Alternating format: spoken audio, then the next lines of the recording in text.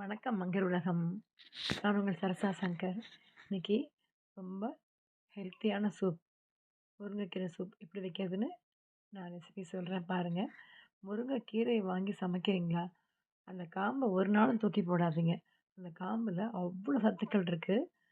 முருங்கைக்கீரையில் இருக்கிறத விட பல மடங்கு சத்து காம்பில் இருக்குது. நம்ம உடம்புல இருக்க தேவையில்லாத உப்பு நீரெல்லாம் வெளியேற்றுறதுக்கு, முக்கியமாக கர்ப்பிணி பெண்களுக்கு கொடுக்கறதுக்கு ரொம்ப நல்லது. பெண்கள், ஆண்கள், குழந்தைகள் எல்லாருமே இந்த சூப்பை சாப்பிட்லாம். வாங்க, நான் இந்த சூப் எப்படி செய்யுதுன்னு பார்க்கலாம். முருங்கைக்கீரை காம்பை நல்லா கட் பண்ணி பொடிசா கட் பண்ணி வச்சுக்கோங்க.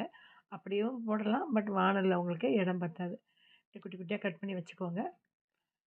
வாணலில் சோம்பு, கருவேப்பிலை, கொஞ்சம் பூண்டு, இஞ்சி போட்டிங்கன்னா வாசனையாக இருக்கும். இதெல்லாம் ஒரு ஆப்ஷன் தான். எனக்கு ஒன்றும் வேணாம், தண்ணி கொதிக்க வச்சு குடிக்கிறனாலும் குடிச்சிக்கலாம், அவ்வளோதான். சூப்பாக ருசியாக வச்சு குடிக்கிறவங்களுக்காக இதெல்லாம் செய்கிறோம். இல்லை, நான் வெறும் உப்பு மஞ்சத்தூள் போட்டு வேக வச்சு குடிக்கிறேன்னா சொன்னீங்களா, ஓகே, சந்தோஷமாக குடிங்க. கொஞ்சம் குடிக்க டேஸ்ட்டாக இருக்கவங்கன்னா இந்த மாதிரி பண்ணுறேன்.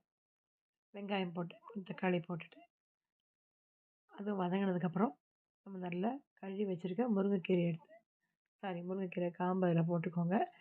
ஒரு ஸ்பூன் நெய் சேர்த்துக்கோங்க. இந்த நெய் சூப்புக்கும் வாசனை கொடுக்கும். மாசமாக இருக்க பொண்ணுக்கு கொடுக்கும்போது அவங்களுக்கு நல்லா உடம்புக்கு இளக்கி கொடுக்கும். எல்லாருமே நெய் சேர்த்துக்கலாம். மூட்டு வலிக்கலாம் நெய் ரொம்ப நல்லது. நெய் வேண்டாம், ஃபேட்டுன்னு சொல்லி பயப்படுறவங்க கூட இது மாதிரி ஒரு ஸ்பூன் சேர்க்கும்போது ஒன்றும் செய்யாது. வதக்கிட்டு நல்லா முழுகிற அளவு தண்ணி ஊற்றிக்கோங்க.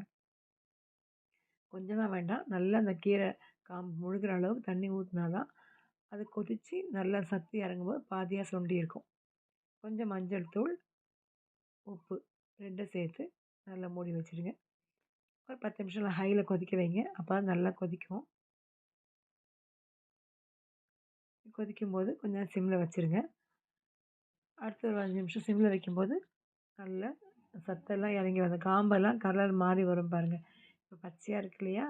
நமக்கு இன்னும் ஒரு 5 நிமிஷம் கொதிக்கும்போது நல்லா காம்பெல்லாம் கலர் மாறி எல்லா சத்தம் தண்ணியில் இறங்கிடும். நல்லா பெரட்டி விடுங்க. மேலேயும் கீழேயும் பெரட்டி விடும்போது அந்த காம்பு எல்லா பக்கமும் அதில் தண்ணியில் மூழ்கி இருக்க மாதிரி பார்த்துக்க பாருங்கள். காம்பு எவ்வளோ பச்சை நிறம் மாறி வெளுத்துடுச்சு பாருங்கள். அவ்வளோ சத்தம் அதில் தண்ணியில் இறங்கிடுச்சு. அதில் எல்லா விட்டமின்ஸ் இருக்குது, மினரல்ஸ் இருக்குது, அயர்ன் இருக்குது.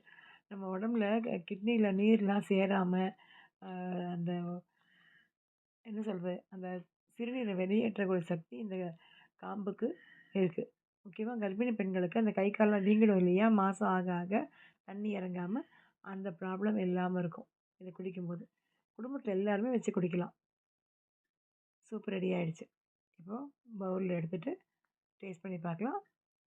கொஞ்சம் நெய்யும் பெப்பரும் சேர்த்துக்கிறேன். இந்த நெய் மருமகளுக்காக தான் சேர்க்குறேன். ஆப்ஷன் தான், நெய் வேண்டாம்னா விட்டுடலாம். எடுத்து இது மாதிரி ட்ரை பண்ணி பாருங்கள். வீட்டில் தாங்க செஞ்சு கொடுங்க. கொஞ்சம் மெனக்கெட்டிங்கன்னா காம்பை தூக்கி போடாமல் கொஞ்சம் மெனக்கெட்டு செஞ்சால் குடும்பத்தில் எல்லாரும் நல்ல சத்து கிடைக்கும். வேஸ்ட் பண்ணாமல் செஞ்சுட்டு எனக்கு எப்படி இருக்குன்னு கமெண்ட் பண்ணுங்கள். வீடியோ பிடிச்சா லைக் பண்ணுங்கள், ஷேர் பண்ணுங்கள், சப்ஸ்கிரைப் பண்ணுங்கள். இந்நாள் நாள் ஆகட்டும். கண்டிப்பாக கமெண்ட் பண்ணுங்கள். அட்லீஸ்ட் ஒரு லைக் பண்ணுங்கள். அப்போ தான் இவ்வளோ கஷ்டப்பட்டு செஞ்சது ரீச் ஆகிருக்கு, அவங்களுக்கு பிடிச்சிருக்கான்னு தெரியும். ஓகேங்களா? இது பெரிய வீடியோ தான். பார்த்து முடிச்சுட்டு ஒரு லைக் போடுங்க. இந்நாள் நாளாகட்டும். நல்லதே நடக்கட்டும்.